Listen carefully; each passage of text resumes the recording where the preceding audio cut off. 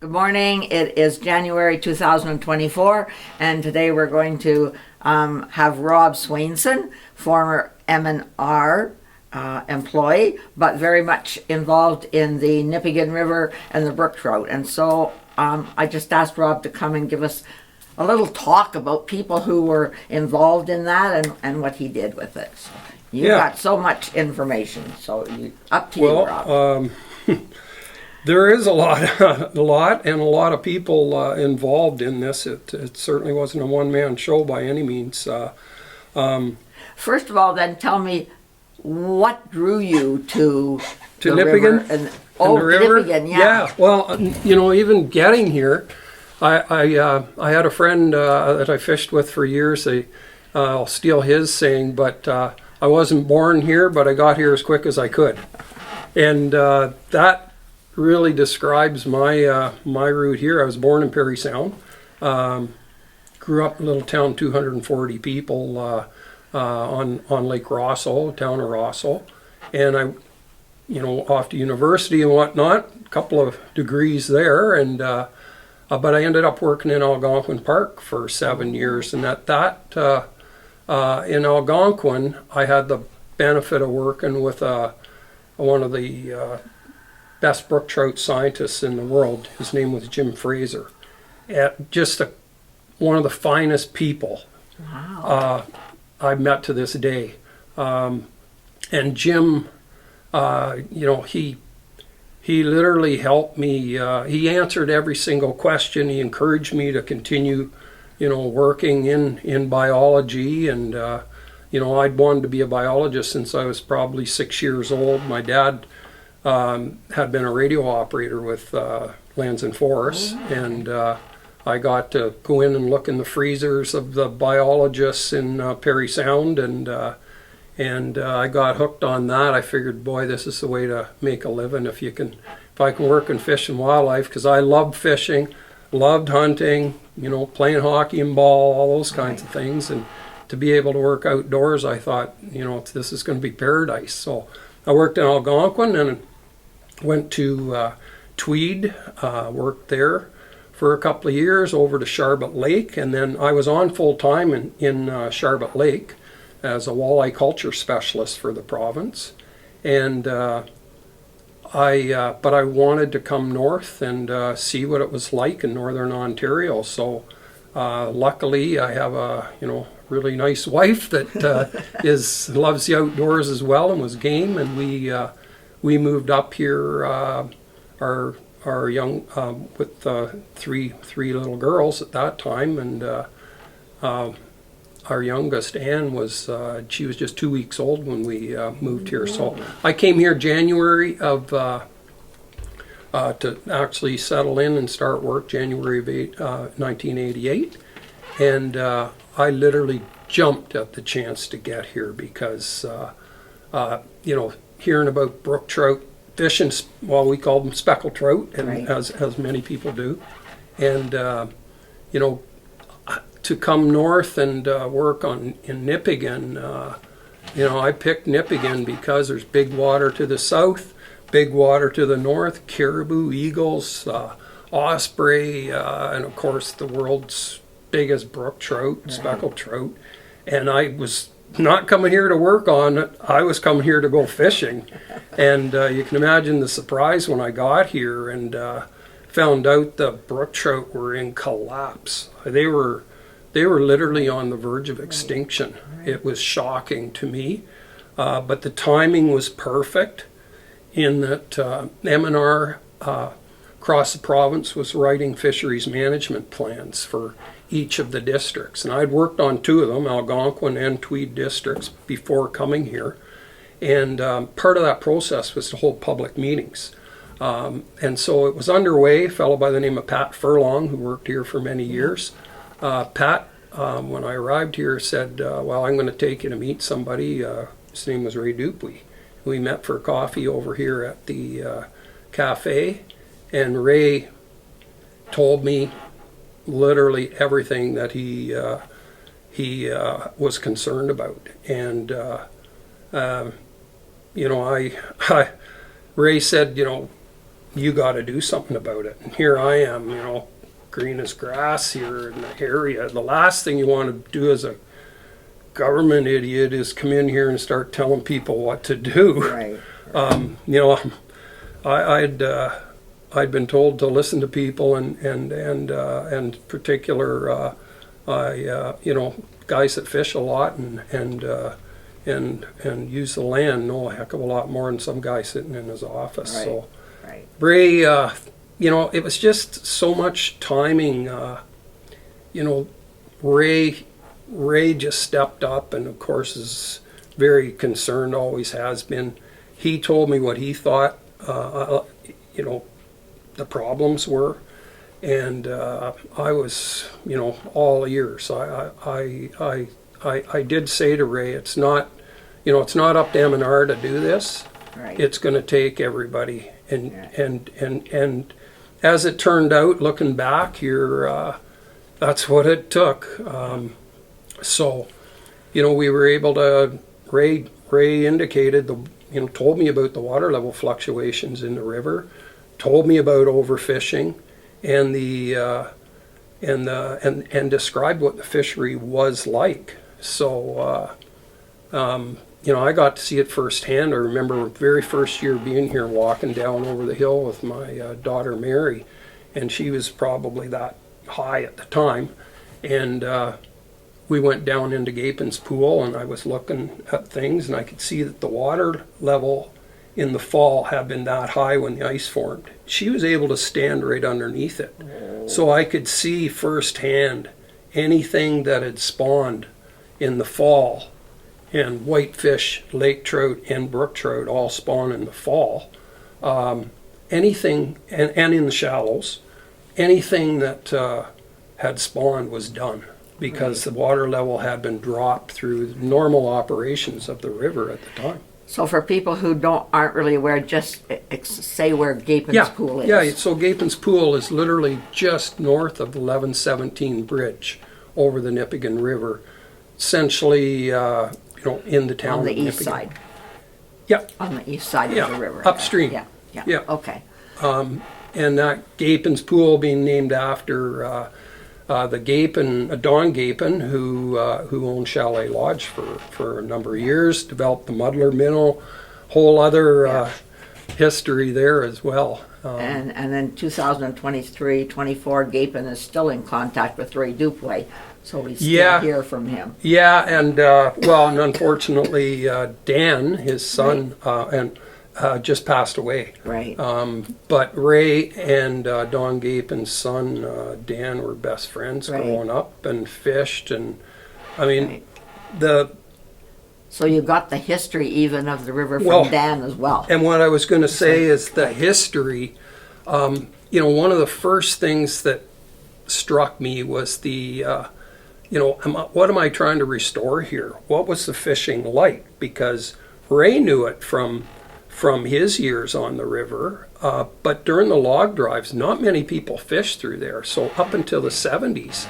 it really wasn't being hit very hard because the log driving kept people off the river. There was only Ray Sr. and Art Jalkanen that fished the river. And I took Art out on the river. I needed to find the spawning beds because water level fluctuations was, and overfishing. Because after the log drives, the 70s, fishing just exploded on the river, and of course they started to go downhill like crazy. But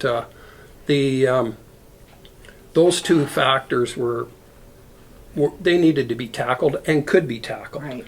There's things like salmon, the introduction of salmon, the competition for the brook trout. Really, we can't do much about that. Right. So my job was to fix what you can, but to know what am I trying to restore? Right. So I started digging into the history. Ray could tell me the history, through the 50s, what the fishing was like. It was, was excellent in the early years, but then, declining to the point where he was worried sick when I got here in the late 80s.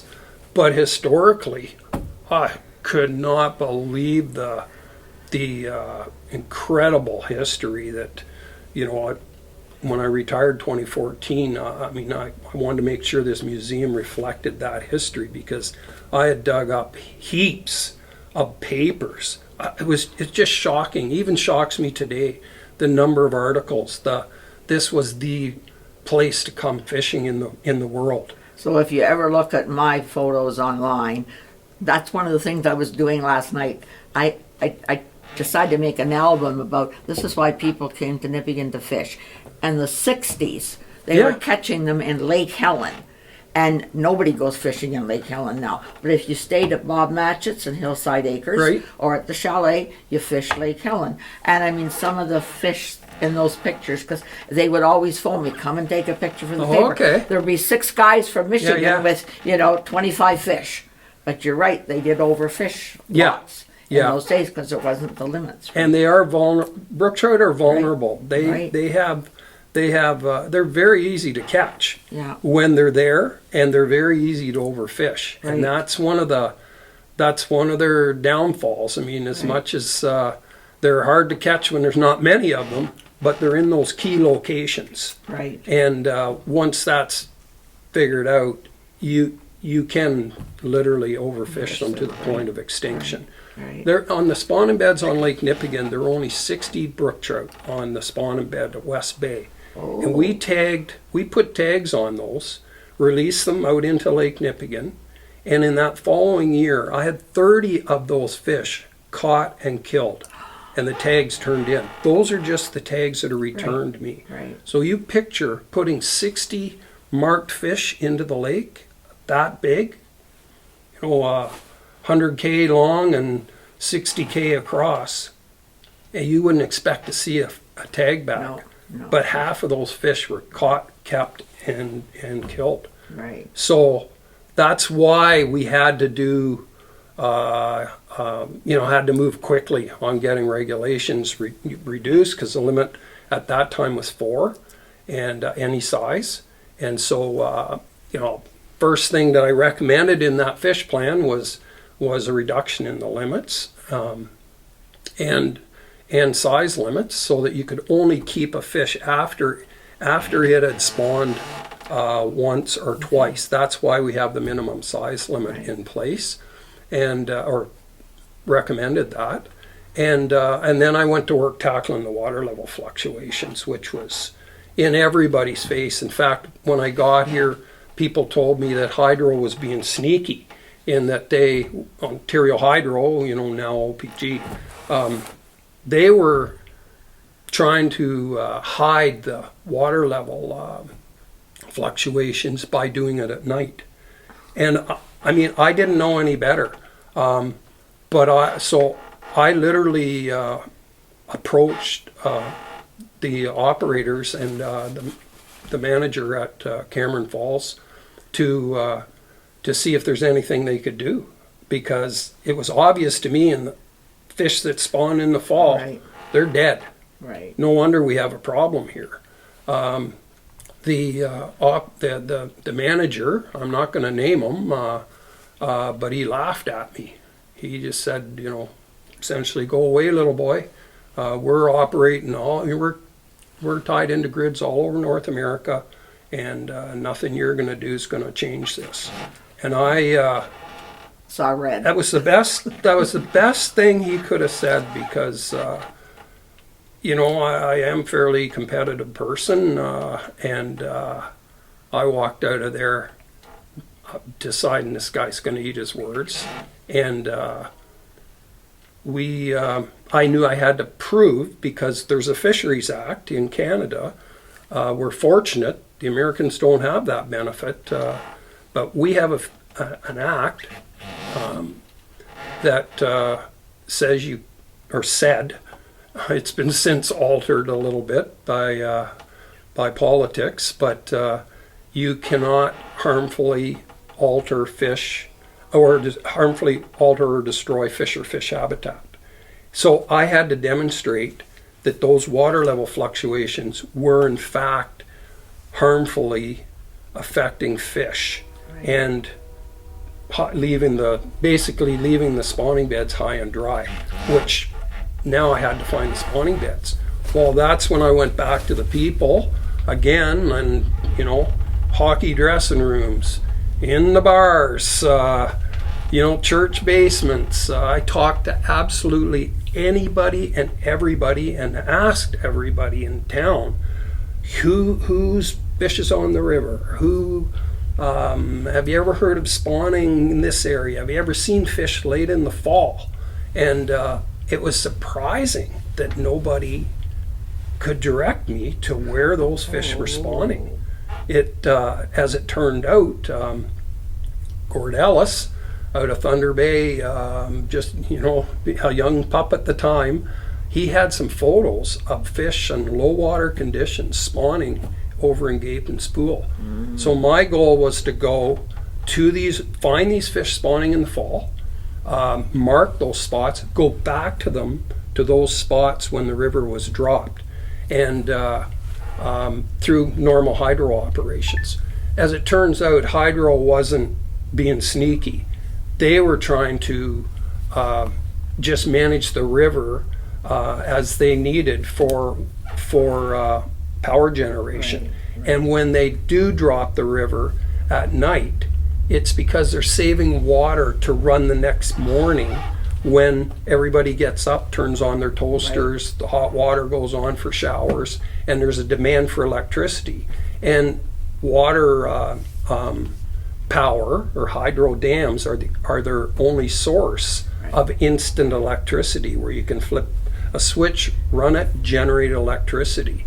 And so the river was fluctuating, being dropped at night, being raised during the day, and running high during the day while they needed electricity. So I had an arrangement after I found some of these spawning beds. The other thing I should mention, I put transmitters on. I contacted a fellow by the name of John Kelso out of Sault Ste. Marie, worked for the federal government there, Fisheries and Oceans.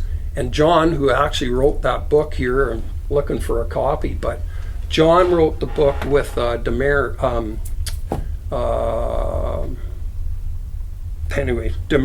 I can't remember his first name. Jim Demers. Yeah, they wrote the book Glory of the Nipigon. Yeah. John had an interest in this area as well. Okay. And I had met him at meetings, through time, and I called him because I knew he had done some tracking of fish using sonic telemetry work. And so he had a bunch of these transmitters. So much luck and timing and going on here. John had some transmitters. He said, yeah, I'll send you some. They've got a shelf life. They have to be used. So I got those, and I actually hired Dan Klatt to come fishing with me. I got Ray Dupuy Jr. to come and help me try to catch some fish. We couldn't catch any fish to put transmitters on. It was that hard to find them at that time. And so we ended up having to get a couple of hatchery broodstock.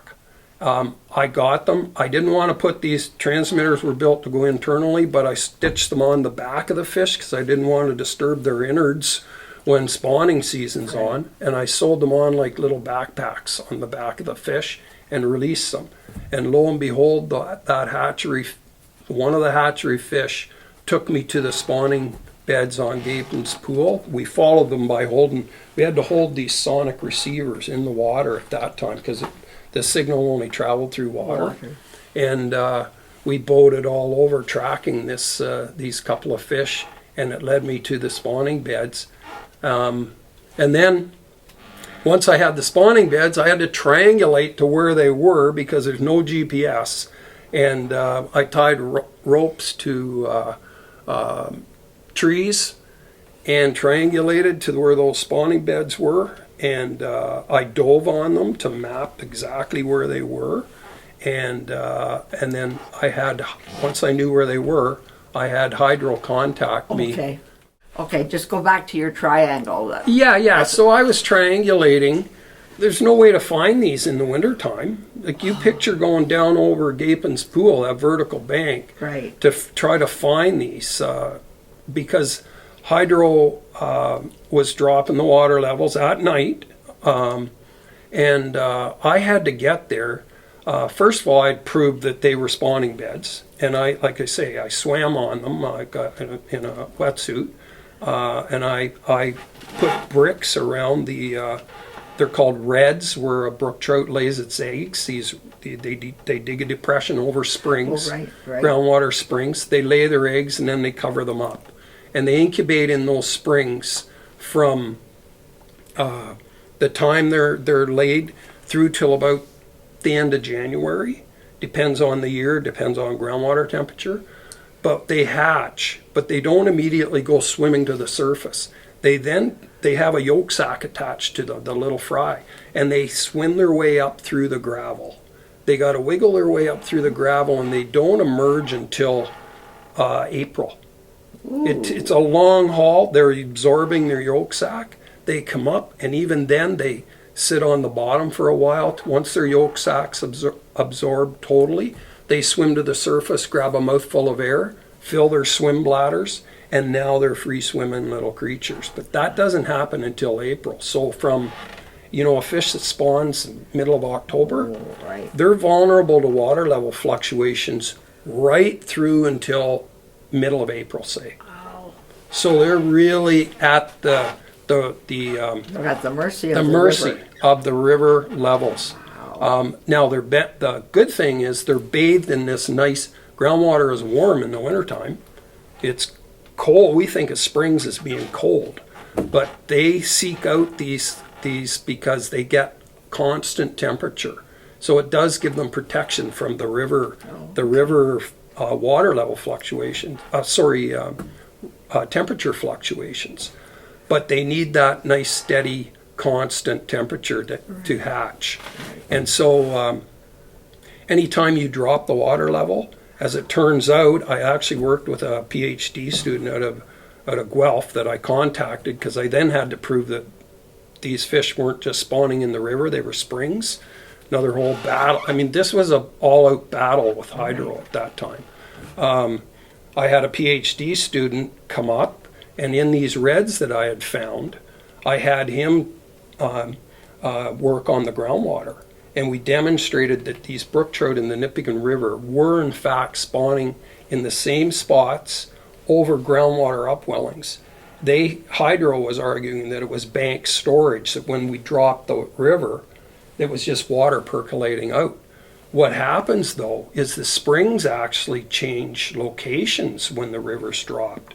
So if they drop the river, not all of the spawning beds, but some of them, Parmachine area, they actually move. And so the eggs are left over here, and the springs have now changed. They're now not in spring water, so there's an impact there.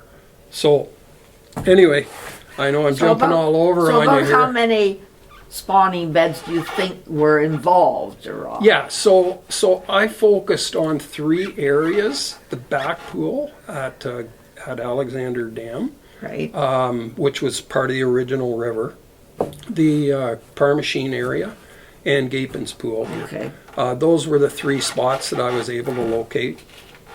But backing up, I apologize for jumping around here. Backing up, I had an arrangement with Hydro to call me day or night when they changed the water level by 50 cubic meters per second or more. And as it happened, it was in the night, and almost all the time. And so I would go down over the bank. Thank goodness, I had incredibly good people working with me. A fellow by the name of Mark Lamont was one of them here. He was here in the early 90s. Mark and I would climb down over that bank, and I'd go out into the water, and I'm talking like wading down over, wearing waders, going down through that bank over there, trying to break ice in Gapin's Pool in the middle of January and February.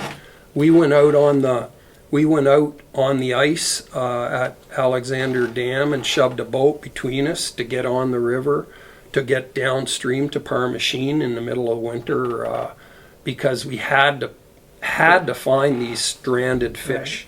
Right. And in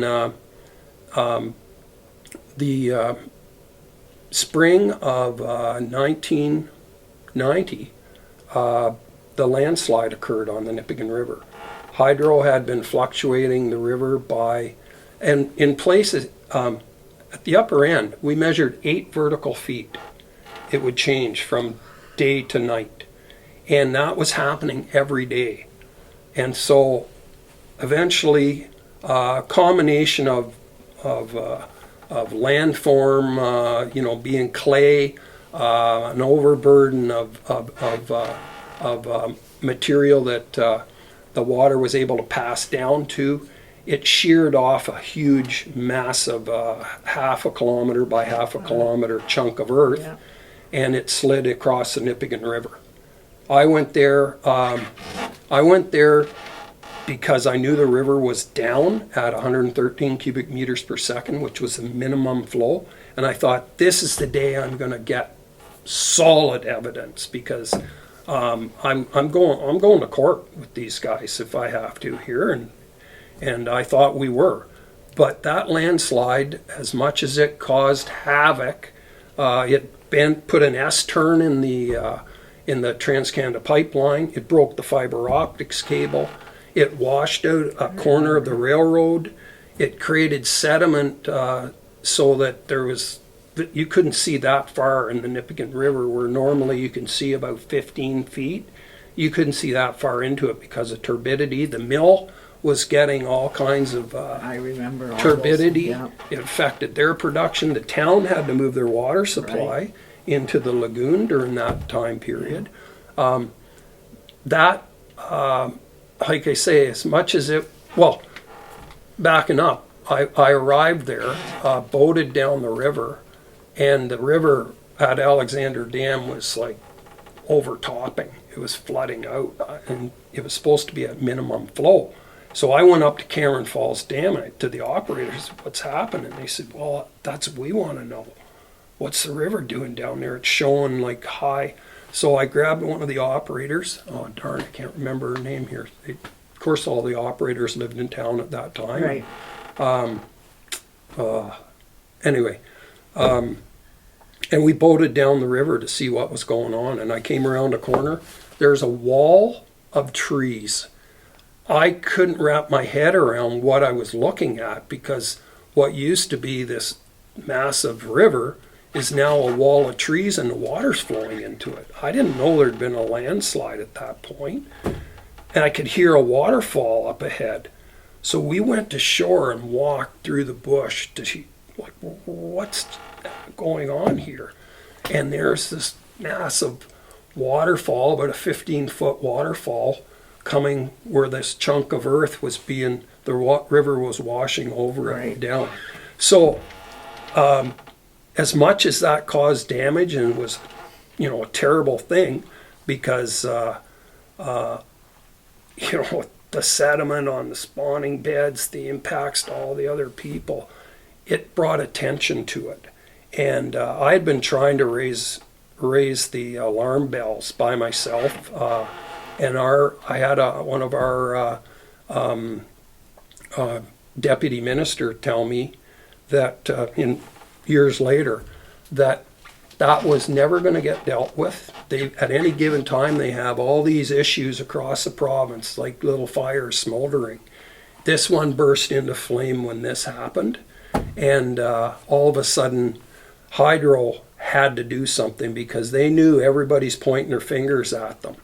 And a study was done to try to remove some of the blame from them, which, fair enough, there's a lot of factors played a role in this occurring, but the facts are that water levels were fluctuating by massive amounts, and I was able to show that fish, because the water level had been low prior to that, I was able to show they were destroying fish and fish habitat. So then the upper people had to do something about it, and because now it's in the public eye. And these shirts right here, I put them together because I wanted to raise public awareness about the connection between managing the water levels in the Nipigon River and the impacts it has on brook trout, because hydro has to run water when you get up in the morning. They don't have a choice. They got to generate electricity, and we want them to. Yeah.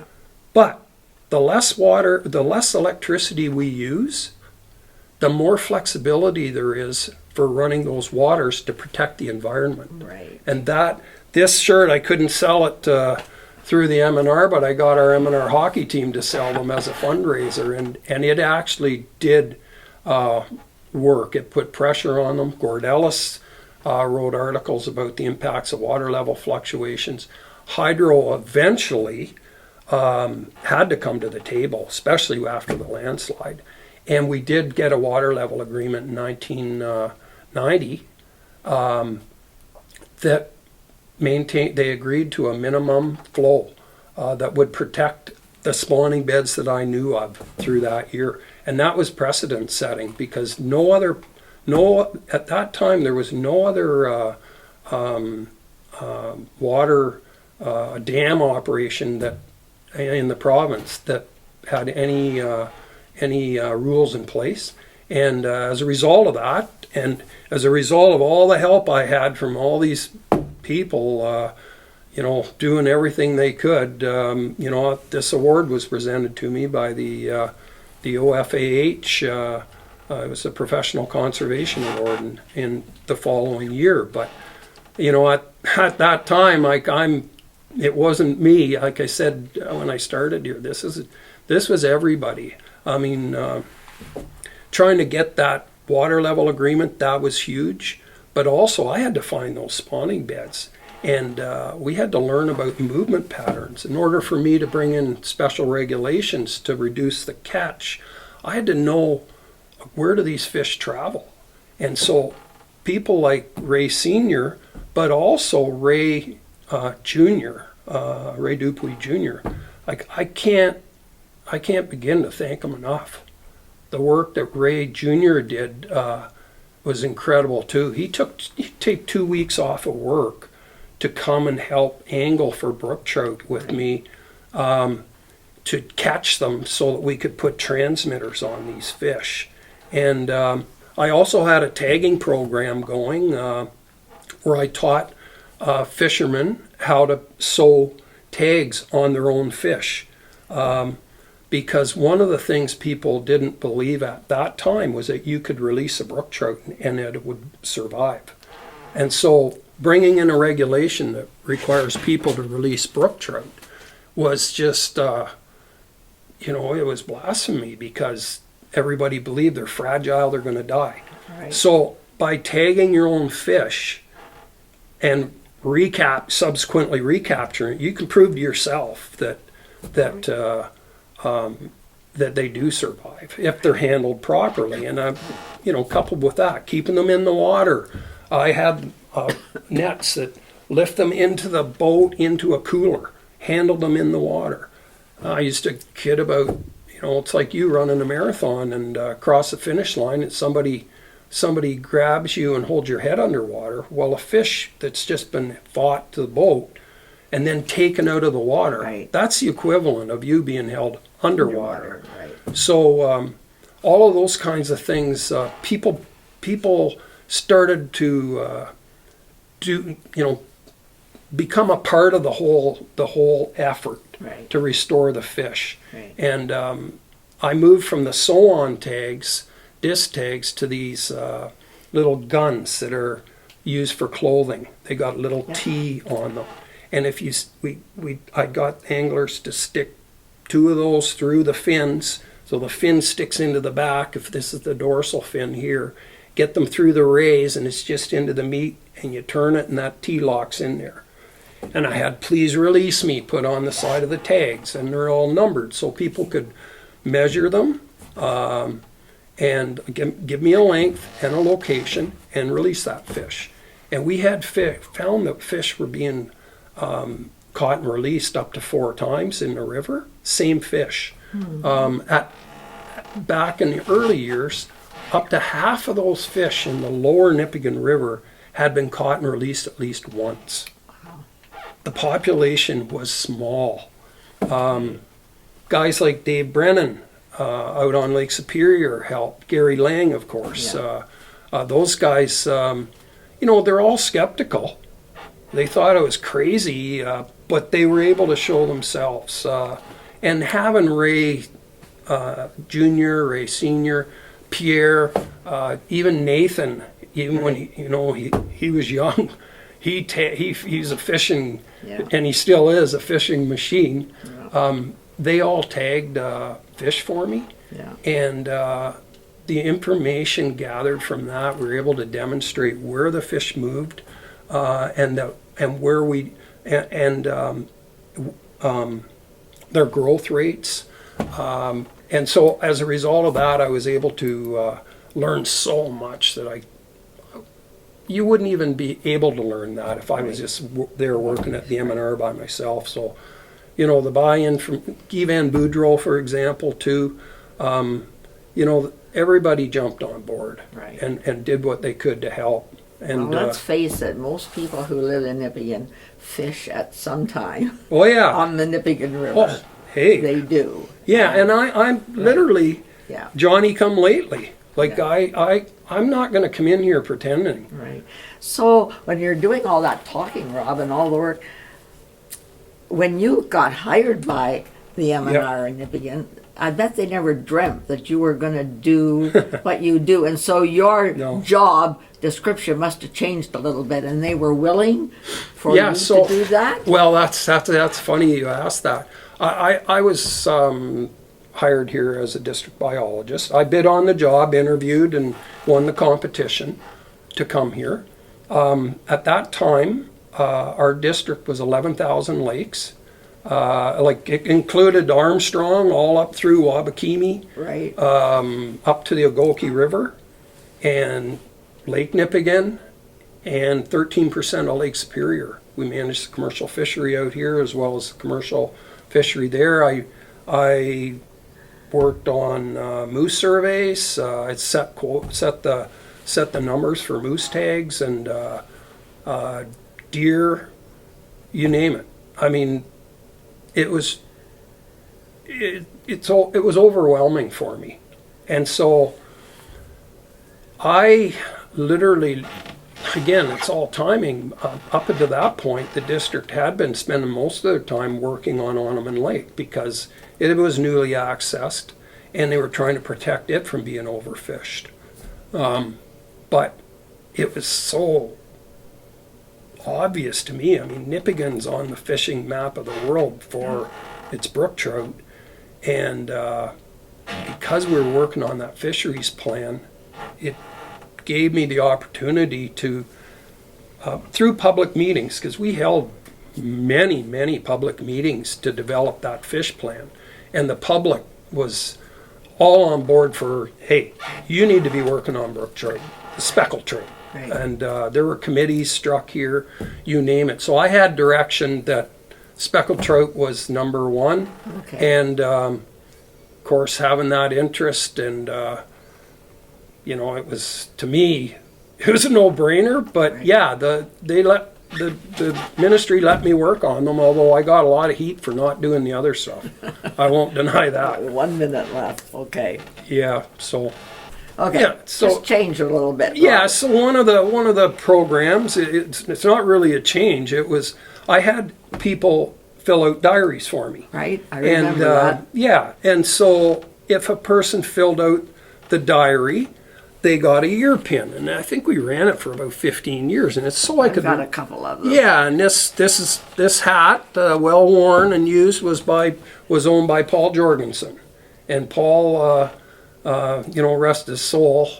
It was one of the characters in Nipigon, I must say, and he became a very good friend. And one of those that was always at the fishing festival to weigh fish. Oh yeah, I have lots of pictures of him at the fishing festival weighing the fish. Yeah, and so Paul right away he wanted to help, and these pins I gave out each year, and I gave out hats to anybody that caught one of the tagged fish and return them to me. or did the diary. So I had this program going for a long, long time. If you see these hats around, that's where they came from. There's various iterations of them. Lauren Towns helped me with the first diary program and designed one of those old, it was, in the early 90s, those foam trucker hats were all the rage. Well, that was the first one, and that was Lauren's design. It had the Nipigon district on there, and so I mean the people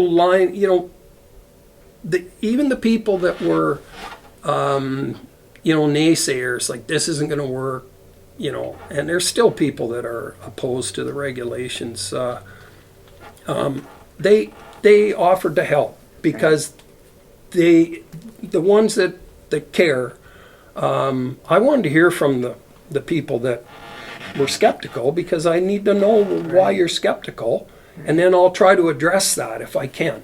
Well, I can remember, I'm a long-time fishing festival person. Yeah. And I remember the year that all of a sudden the brook trout wasn't the key fish. Yeah. Because that used to bring people to the fishing festival. That Nipigon's was famous for it. That was the top prize. If you had the best it's a signature fish. You got the best prize. Yeah. And then all of a sudden, we're backing off. And there was Swainson. lots of people who were very skeptical about it. Oh, I'm using I know.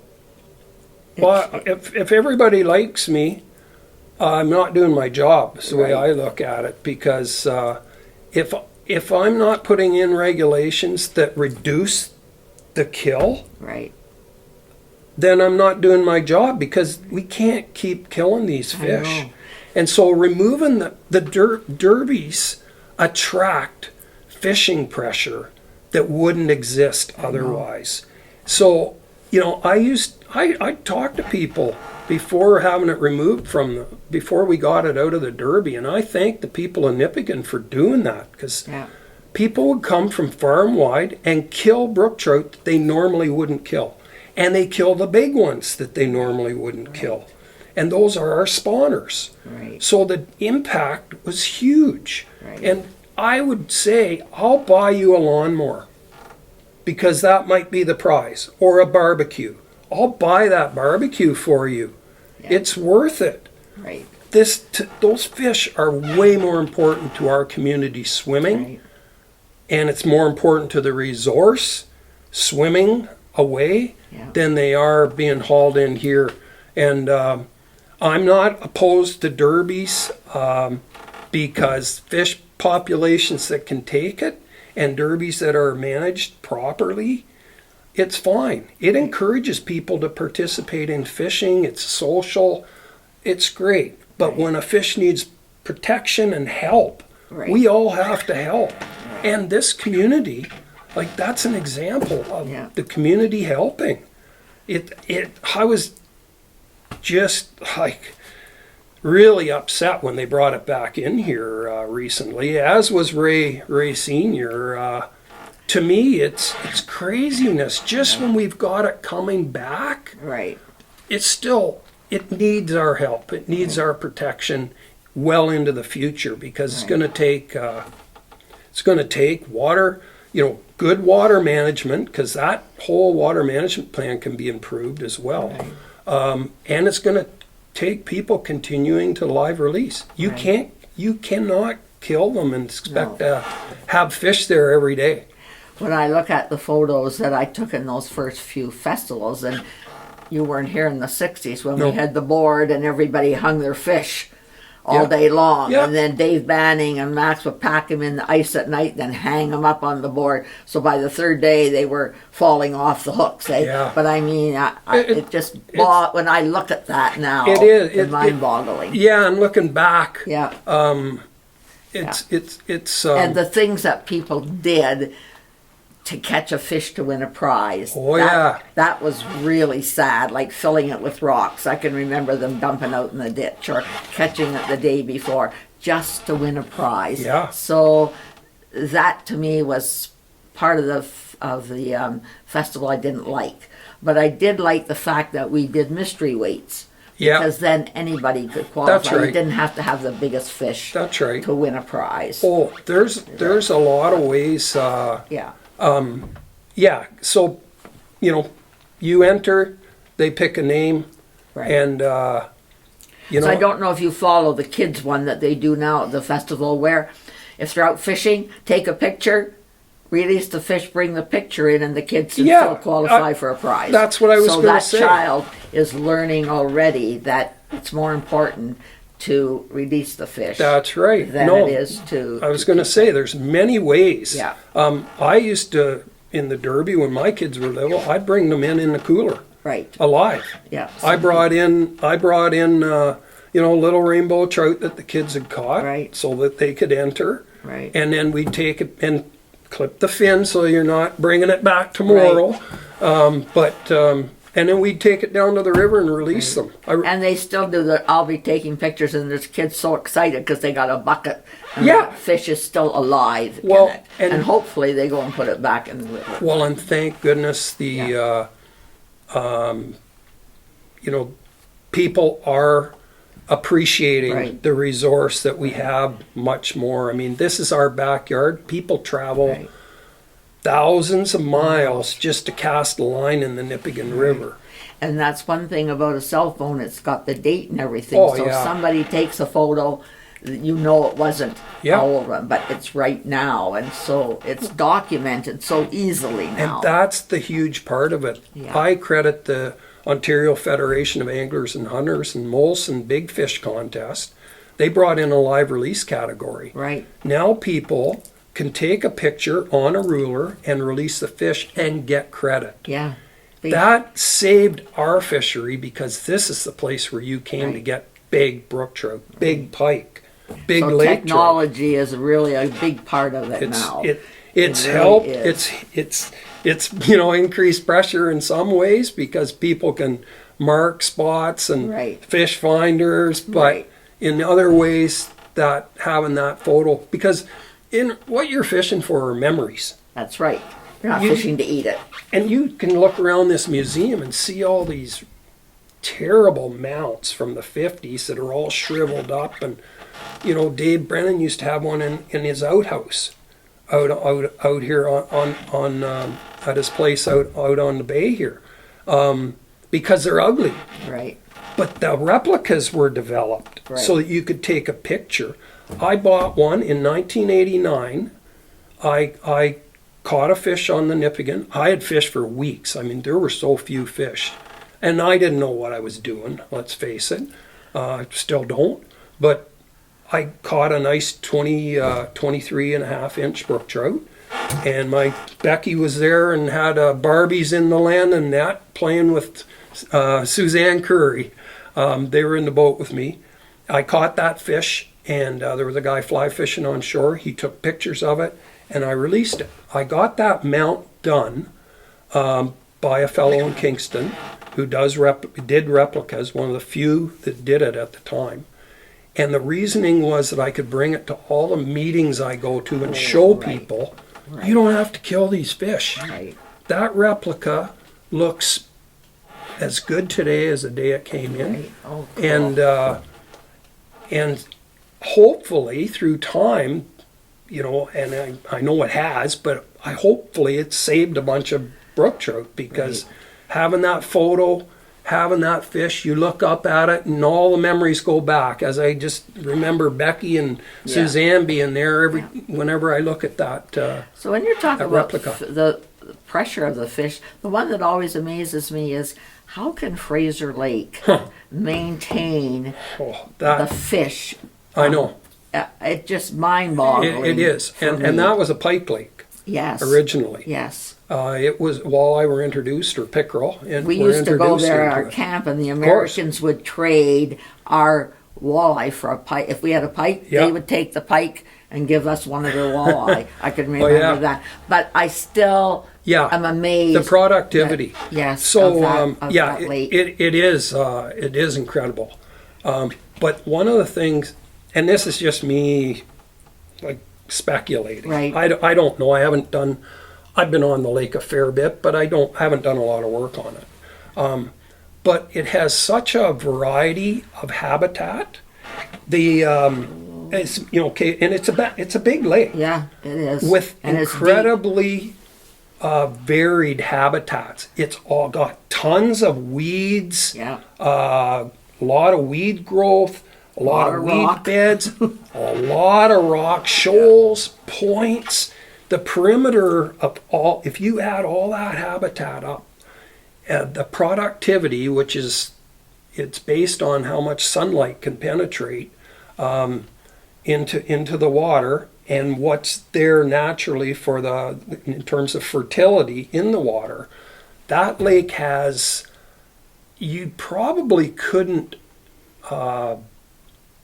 make a better lake for walleye. Yeah. Wow. But I'm still shocked at how much it can produce. I know. I've been just waiting for the collapse. Yeah. Yeah. You know, well, so are we. That's the problem with our limits.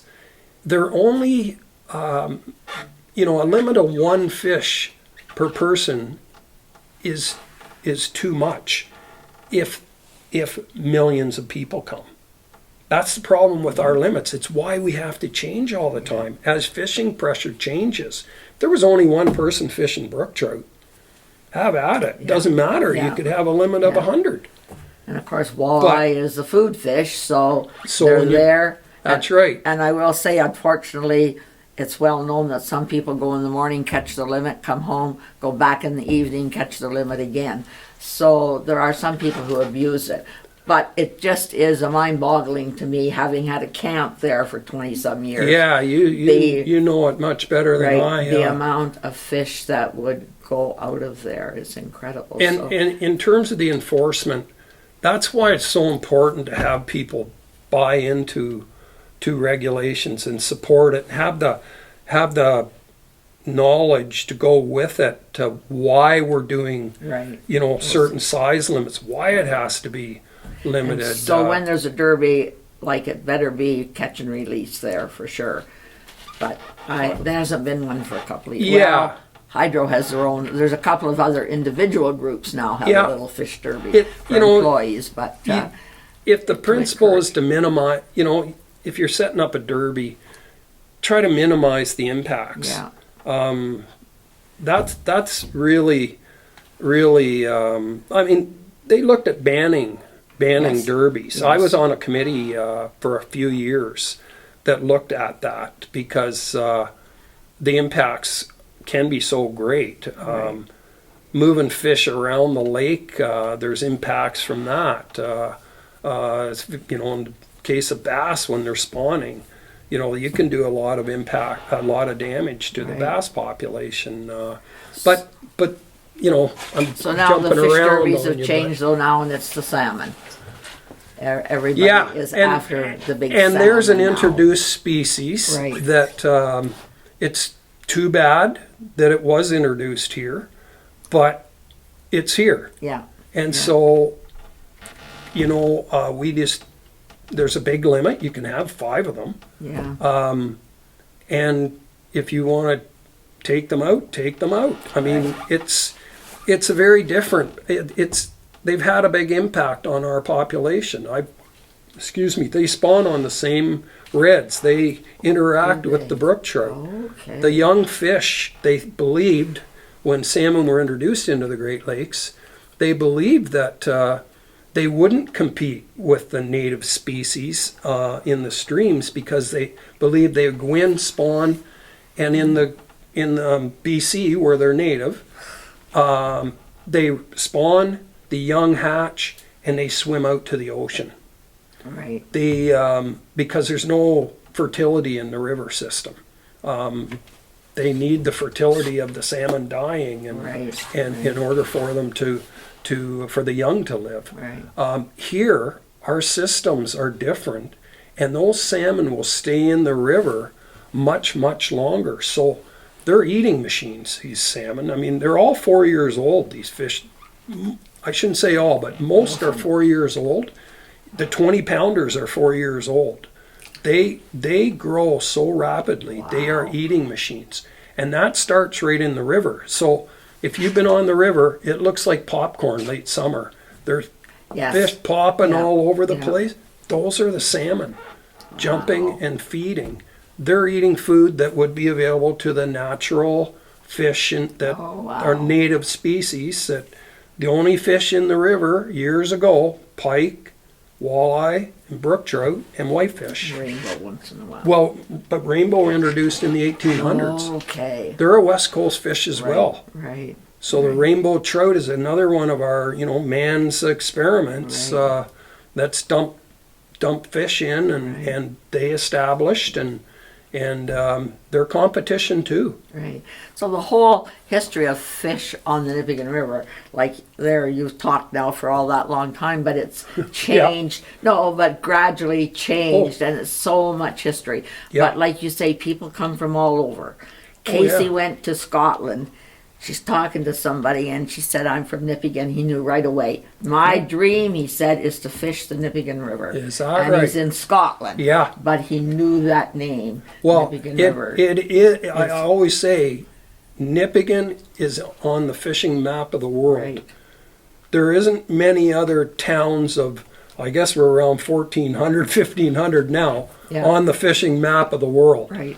And, well, a lady by the name of Marion Lake came Yeah. to me. I'd just done an interview with CBC. It was 1990, and I was talking about some of this stuff. She came into my office, and we were in the trailers across the river, Right. the old original M&R office. It might have been even 89 now that I'm thinking about this, but in 89, 90, and Marion came in, and she said, "I heard you on the radio talking about some of the history of the river." And she said, "I've got something for you." She brought me in a photograph, put it down on the desk, and I said, "What the heck is this?" It was a full three-dimensional mount. Nipigon, said Nipigon Right. River brook trout caught on a 10th fly rod. I forget the actual date, but 1888 was 1898 was the label across the bottom.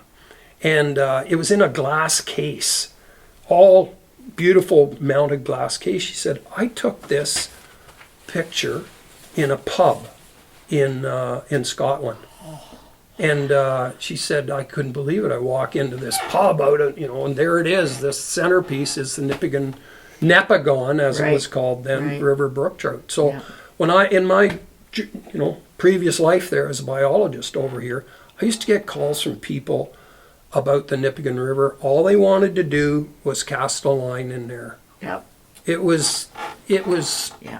constant. Like I'd get 2 or 3 calls a year from people wanting to know a bit about the river, and if I just came, where could I cast? I'm going to be driving across Canada. Yeah. It has a mystique about it that doesn't exist for other places. Right.